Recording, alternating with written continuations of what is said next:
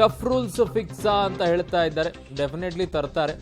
Bengaluru Mysuru commissioner Dayanand ಅವರು ಹೇಳಿಕೆಯನ್ನ ಕೊಟ್ಟಿದ್ದಾರೆ. ಈಗ ನ್ಯೂ ಇಯರ್ ಸಂಬಂಧಿಸಿದಂತೆ ಸಭೆಯನ್ನ ನಡೆಸಲಾಗ್ತಾ ಇದೆ. ಯಾವುದೇ ಅಡಚಣೆ ಉಂಟಾಗದಂತೆ ಕ್ರಮವನ್ನ ಕೂಡ ತೆಗೆದುಕೊಳ್ತೀವಿ ಅಂತಿದ್ದಾರೆ. ಆರೋಗ್ಯ ಇಲಾಖೆಯ ಸೂಚನೆಯ ಮೇರೆಗೆ ಏನು ಕ್ರಮ ತೆಗೆದುಕೊಳ್ಬೇಕು ಅದನ್ನ ತೆಗೆದುಕೊಳ್ತೀವಿ ಅಂತ ಈಗ ಕಮಿಷನರ್ ಅವರು ಹೇಳಿದ್ದಾರೆ. ಹೊಸ ವರ್ಷಕ್ಕೆ ಟಫ್ ರೂಲ್ಸ್ ಅಂತೂ ಇದ್ದೇ ಇರುತ್ತೆ.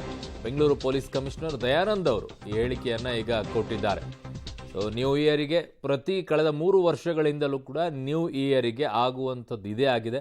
2020 ಡಿಸೆಂಬರ್, 2021, 2022, ಈಗ 2023 ದೃಷ್ಟಿಯಲ್ಲಿ ನಾವು ಈ ಹೊಸ ವರ್ಷ ಆಚರಣೆಗೆ ಸೂಕ್ತವಾದಂತಹ ಮಾರ್ಗಸೂಚಿಗಳನ್ನು ಕೊಡ್ತೇವೆ. ಕಳೆದ ವರ್ಷ ಆಗಿರ್ತಕ್ಕಂಥ ಘಟನೆಗಳು ಮತ್ತು ಕಳೆದ ವರ್ಷದ ಯಾವ ರೀತಿ ಇತ್ತು ಅದನ್ನೆಲ್ಲ ಅವಲೋಕಿಸಿ ಸೂಕ್ತವಾದಂಥ ಒಂದು ಮಾರ್ಗಸೂಚಿಗಳನ್ನು ನಾವು ಕೊಡ್ತೇವೆ.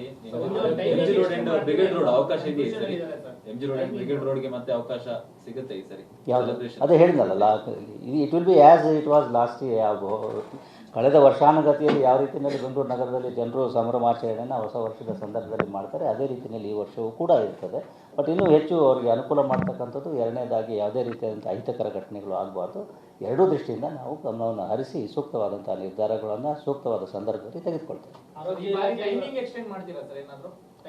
ಮಾರ್ಗಸೂಚಿಗಳಲ್ಲಿ ತಮಗೆಲ್ಲ ವಿವರಗಳನ್ನು ಕೊಡಲಾಗ್ತದೆ.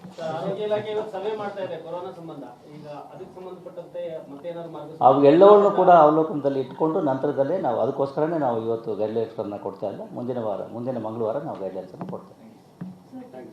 ಧನ್ಯವಾದ. ಆಗಿರ್ತಕ್ಕಂತಹ ಚೀಟಿಂಗ್ ಮತ್ತು ಜೊತೆಗೆ ಬರ್ಡ್ಸ್ ಆ್ಯಕ್ಟನ್ನು ಕೂಡ ಅವರ ಮೇಲೆ ನಾವು ಇನ್ವೋಕ್ ಮಾಡಿದ್ದೇವೆ. ಅವರುಗಳ ಆರೋಪಿಗಳ ಕೂಲಂಕುಷ ವಿಚಾರಣೆ.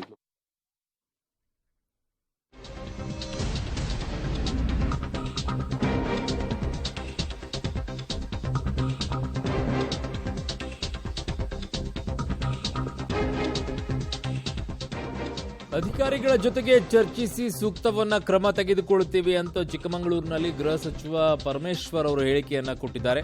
ಸದ್ಯದಲ್ಲಿ ಅಧಿಕಾರಿಗಳ ಸಭೆಯನ್ನ ಕರೆದಿದ್ದೇನೆ. ಹೊಸ ವರ್ಷಕ್ಕೆ ಕೊರೋನಾ ರೂಲ್ಸ್ ಅನ್ನ ತರೋದ್ರ ಬಗ್ಗೆ ಅವರು ಮಾತನಾಡಿದ್ದಾರೆ. ನೋಡೋಣ ಏನು ಹೇಳಿದ್ದಾರೆ. ಇನ್ನೂ ಕೂಡ ಅಂತಹ ಆತಂಕ ಏನು ಕರ್ನಾಟಕದಲ್ಲಿ ಬಂದಿಲ್ಲ. ಅಂಥದ್ದು ಬಂದರೆ ಆ ಪರಿಸ್ಥಿತಿಗೆ ಬಂದಾಗ ನಮ್ಮ ಸರ್ಕಾರ ಮತ್ತು ಆರೋಗ್ಯ ಇಲಾಖೆ ಕೆಲವು ಅಡ್ವೈಸರಿಗಳನ್ನು ಇಶ್ಯೂ ಮಾಡ್ತಾರೆ. ಎಲ್ಲ ಕ್ರಮ ಮಾಡ್ತೀವಿ, ಯಾವುದೇ ತೊಂದರೆ ಇಲ್ಲದೆ ಎಲ್ಲ ಕ್ರಮ ಮಾಡ್ತೀವಿ. ಇನ್ನೂ ಕೂಡ ಅಂತಹ ಆತಂಕ ಏನು ಕರ್ನಾಟಕದಲ್ಲಿ ಬಂದಿಲ್ಲ. ಅಂಥದ್ದು ಬಂದರೆ ಆ ಪರಿಸ್ಥಿತಿಗೆ ಬಂದಾಗ ನಮ್ಮ ಸರ್ಕಾರ ಮತ್ತು ಆರೋಗ್ಯ ಇಲಾಖೆ ಕೆಲವು ಅಡ್ವೈಸರಿಗಳನ್ನು ಇಶ್ಯೂ ಮಾಡ್ತಾರೆ.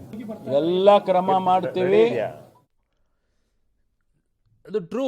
ಸದ್ಯಕ್ಕೆ ಅಂತಹ ಗಾಬರಿ ಆಗಬೇಕಾಗಿರುವಂಥ ಪರಿಸ್ಥಿತಿ ಇಲ್ಲ ಅಂಥೇಳಿ. ಬಟ್ ಅಲ್ಲಿವರೆಗೂ ಕಾದು ಆಮೇಲೆ ಕ್ರಮ ತೆಗೆದುಕೊಳ್ಳೋಕೆ ಹೋದರೆ ನಿಮ್ಮ ಕೈಗೆ ಅದು ಸಿಗೋದಿಲ್ಲ. ಕಳೆದ 2-3 ಬಾರಿ ಏನಾಗಿದೆ ಪರಿಸ್ಥಿತಿ ಅನ್ನೋದು ರಾಜ್ಯದಲ್ಲಿ ಗೊತ್ತಿದೆ. ಸೊ ಅಲರ್ಟ್ ಆಗಿ ಅಷ್ಟೇ.